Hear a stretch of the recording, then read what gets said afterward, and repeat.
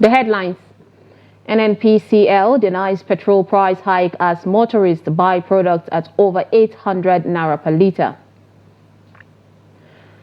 Flood crisis looms as floods ravage over 115,000 hectares of Nigerian farmland. Gunmen bomb Anambra Police headquarters and leave one dead. On the international scene, 129 killed in DR Congo jailbreak attempt. Hello and welcome to Trust News Update. I am Sumaya Abubakar.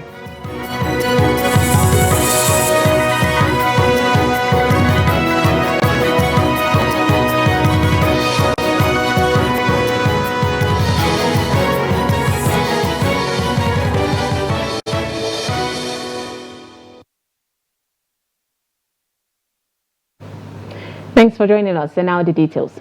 Now, Thube Stockman, Managing Director of NNPC Retail, has refuted claims of authorizing a message that announced a sharp increase in the pump price of premium motor spirits, the PMS, commonly known as petrol. The message, which spreads widely on social media and among fuel station owners, alleged that the pump price had been raised from 617 naira per litre to 897 naira per litre, effective immediately.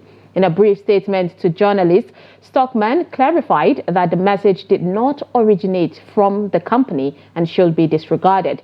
This denial follows earlier reports suggesting that the Nigerian National Petroleum Company Limited, NNPCL, had increased the pump price of petrol from 568 naira to 897 naira per litre amidst ongoing fuel scarcity and a broader crisis in the country.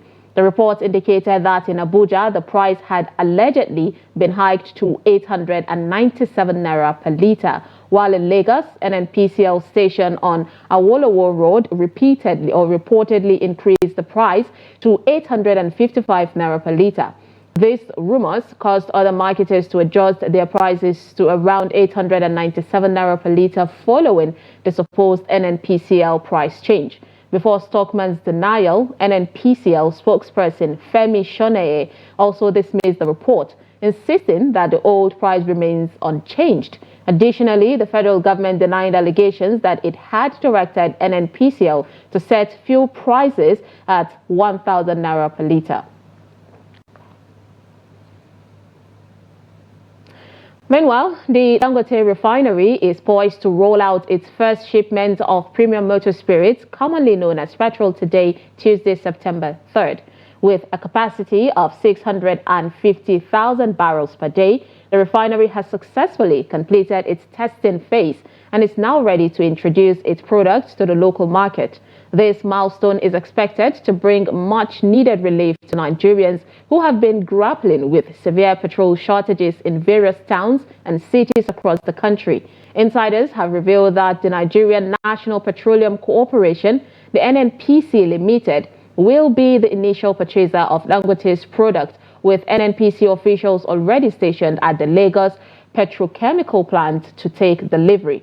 Aliko Dangote, CEO of the refinery, is present at the plant today to witness the grand unveiling of the petroleum product following months of delay and technical glitches. I hope this refinery will actually change the entire dynamics, not only in Nigeria, but in sub-Saharan Africa. The capacity that we have will not only meet up with the Nigeria's demand, will meet up the demand of the sub-Saharan Africa at least. So we thank you very much for your support. We will now take you. You can see that this is the sample. This is the sample of the petrol. It might be a little bit you see it like a different color, but that's the real this thing. So you are now going to have good petrol where the engines of your vehicles will last longer. You will not.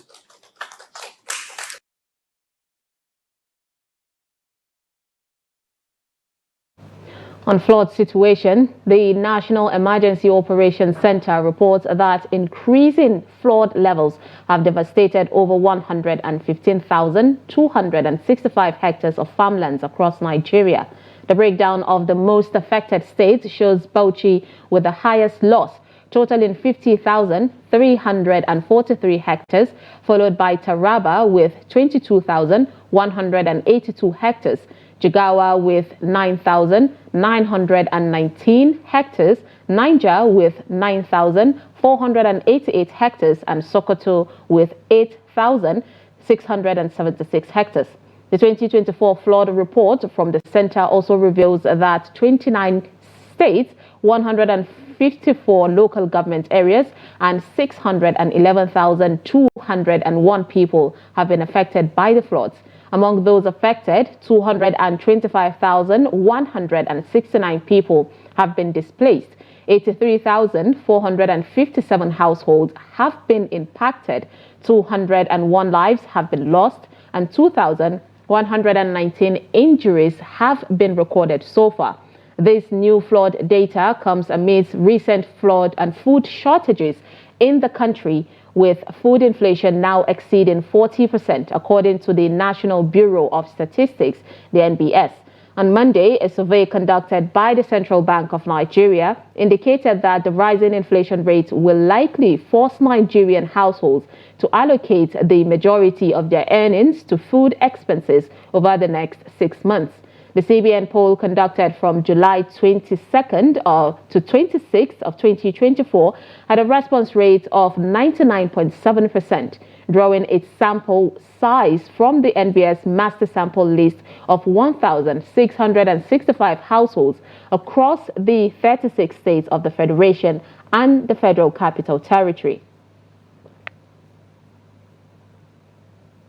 The Adamawa State government, in collaboration with concerned individuals, is stepping up efforts to alleviate the suffering of flood victims in the Madagali Council area.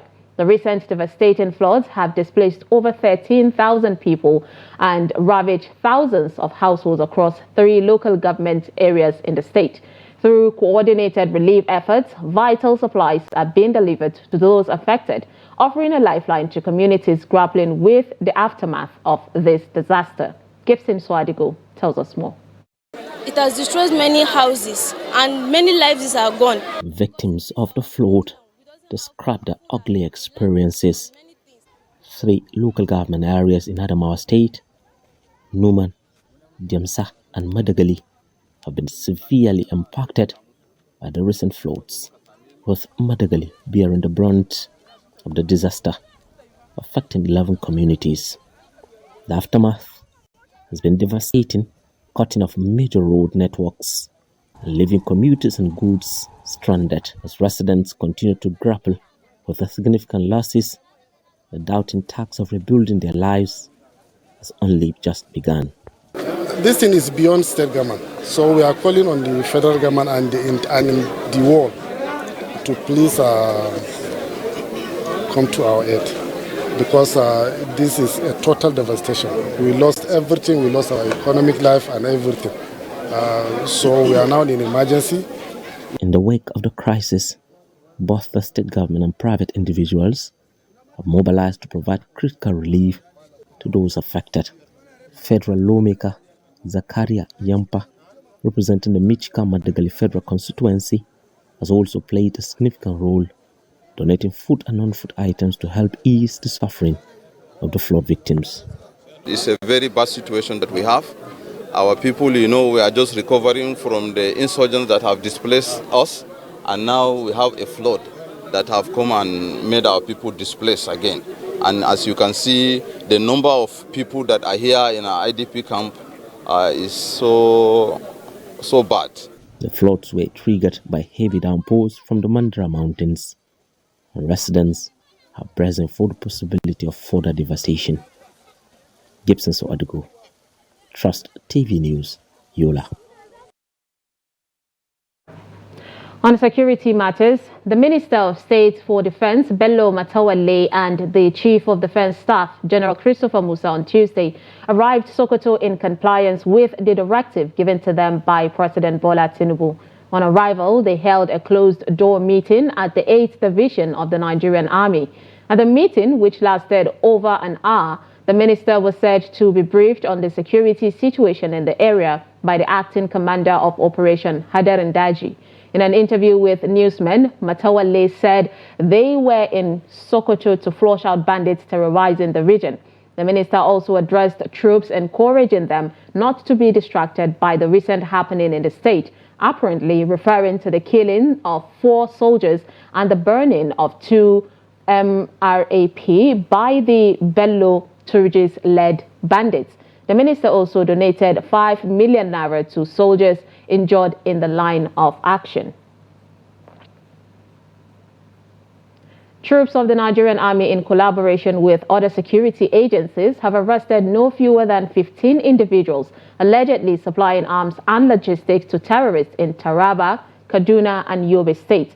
This was as suspected bandits in the early hours of Monday killed 1 police officer identified as Inspector Eze and 1 other local vigilante officer in Sokoto State. During the Taraba, Kaduna, and Yobe operations, some arms and ammunition, point-of-sale machines, vehicles, and handcuffs were also recovered. According to a statement posted on X on Monday, the Army said 5 of the suspects were arrested in Taraba State. The service said troops recovered 3 AK-47 rifles, 2 fabricated rifles, 2 single-barrel guns, and 2 Dane guns, among others, during the operation.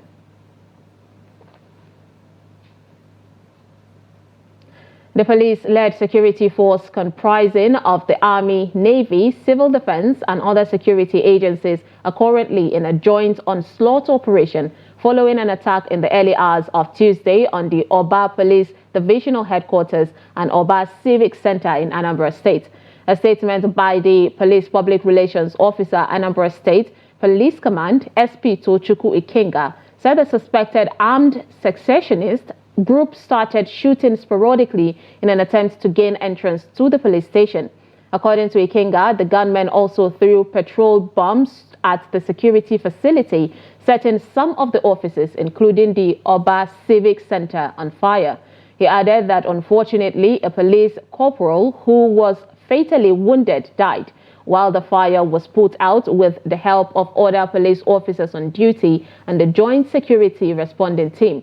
The Commissioner of Police, CP Nage Obono Itam, while condemning the act, described the invasion of security facilities and hostility towards security agents as an attack on the soul of a nation.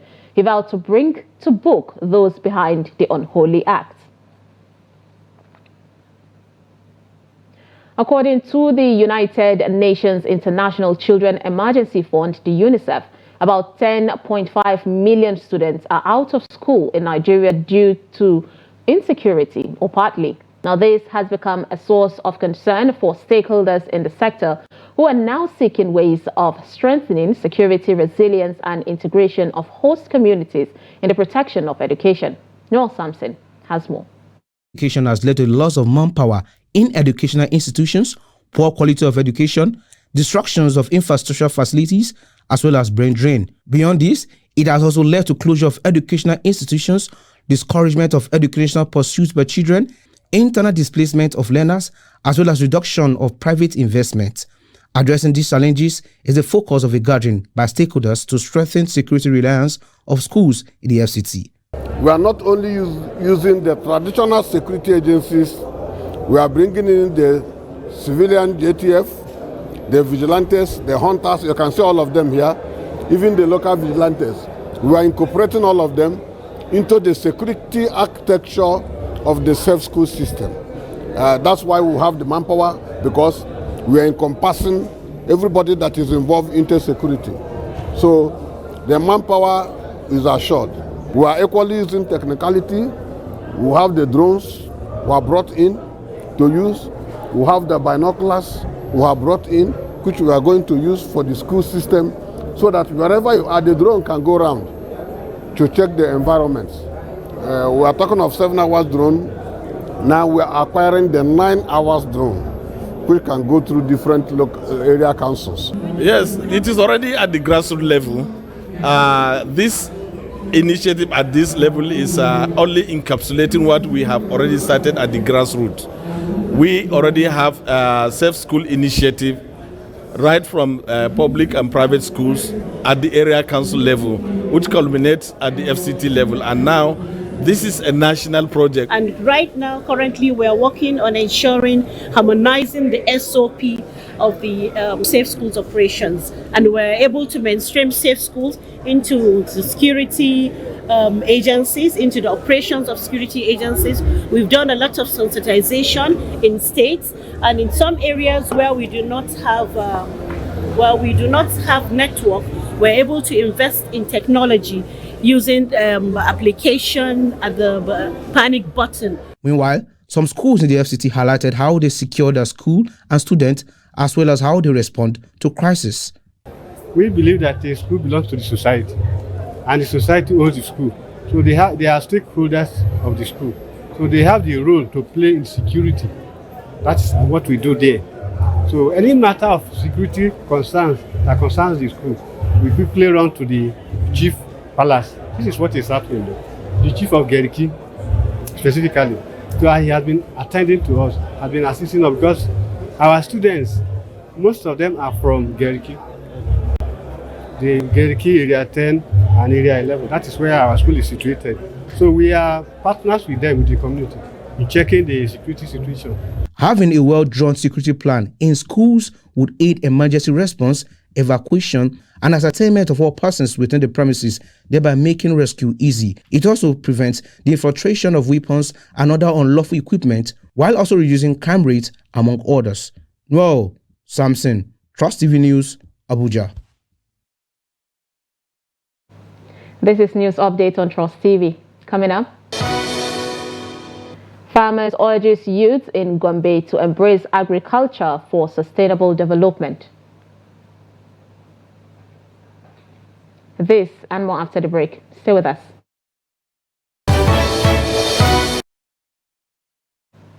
Welcome back and thank you for staying with us. If you are just joining us, this is News Update on Trust TV. Here's a recap of our top stories. NNPCL denies petrol price hike as motorists buy product at over 800 naira per litre. And food crisis looms as floods ravaged over 115,000 hectares of Nigerian farmland. Moving on to more stories, the People's Democratic Party Governors Forum and the Minister of the Federal Capital Territory, Nyesom Wike, may be heading for a showdown as the party's National Working Committee, the NEC meeting, meets on Wednesday.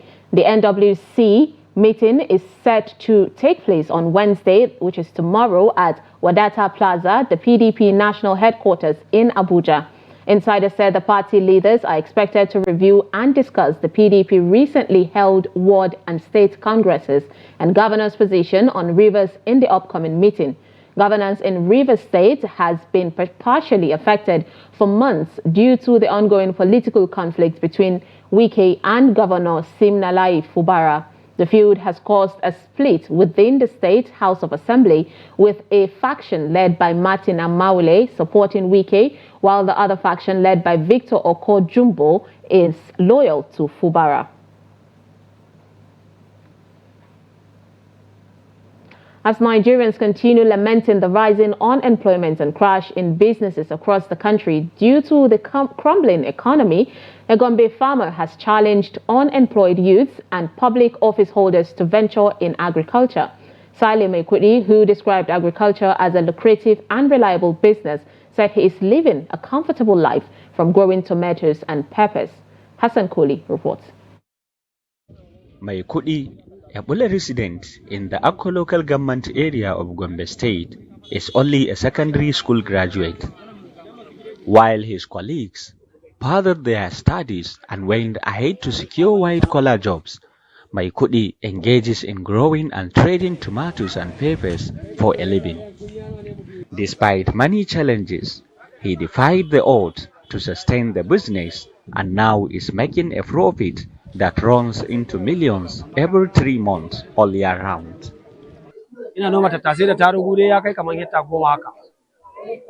I used to plant 10 hectares of tomatoes and pepper. and spent at least 1 million naira for a fertilizer and labor alone. I then started cultivating within 2 to 3 months.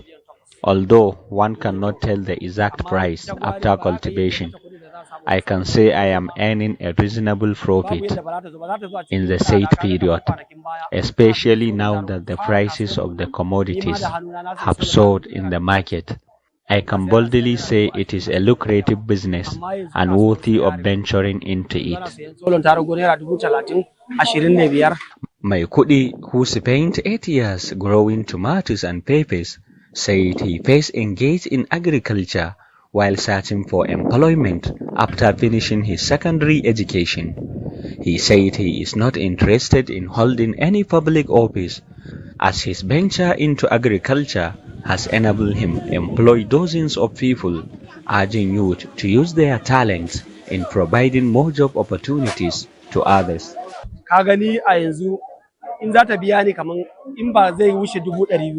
To me, white-collar jobs are not worth the stress because I am earning a lot here and living peacefully. So even if the government offers me any job, I will not even consider it unless it is more than 200,000 naira a month, which is still far less than my monthly earning. So I am urging my fellow youth not to rely on government. They should be creative and self-reliant to enable them employ others by engaging in agriculture. In my opinion, even public office holders should consider venturing into agriculture. My Kudi says he is always happy to see youths who are innovative, warning that the current economic situation needs diversification and multiple streams of income, especially in the area of agriculture. From Gombe, Hassan Koli, reporting for Trust TV. On the international scene, at least 129 people have been killed, most of them in a stampede following an attempted jailbreak in Congo's main prison in the capital, authorities said on Tuesday. A provisional assessment showed that 24 inmates were shot dead by warning gunshots as they tried to escape from the overcrowded Makala Central Prison in Kinshasa early Monday, Congolese Interior Minister Jacquemin Shabani said on X. Makala, Congo's largest penitentiary with a capacity for 1,500 people, holds over 12,000 inmates, most of whom are awaiting trial, Amnesty International said in its latest country report. The facility has recorded previous jailbreaks, including in 2017 when an attack by a religious sect freed dozens. Justice Minister Constant Mutamba called the attack a premeditated act to sabotage, adding that those who instigated this act of sabotage will receive a stern response. We have set up a small commission, which is in the process of following up, especially the follow-up of the investigations, because it must be remembered that there was damage, loss of human life, injuries, and especially material. In sports, players of the Nigerian under-18 boys basketball team have been denied visas to the 2024 FIBA Under-18 Afrobasket by the South African Consulate at the Federal Capital Territory, Abuja. This decision has jeopardized Nigeria's trip to the biennial tournament starting in South Africa on Tuesday, with Nigeria billed to face Egypt in Pretoria later in the day. The players who trained and camped in Abuja on return from Abidjan are in total shock, tears and pain as they watch their dreams of being at the FIBA World Championship fade on account of the South Africans denying them entry. The vice chairman of the Youth Development Committee of the Nigerian Basketball Federation, Ugo Udweze, who is already in Pretoria with the first team, was shocked when he was alerted on the development. He said the act of refusing the team visas seems like a deliberate attempt to stop the Junior D Tigers, as the South African Embassy in Lagos cleared the girls to travel, and they are already in Pretoria and set for their opening match against Egypt on Tuesday. And with that, we wrap up News Update on Trust TV. Do not forget to follow us across all our social media platforms and join our YouTube live stream for more news programs and documentaries. I am Sumaya Abubakar. Good evening.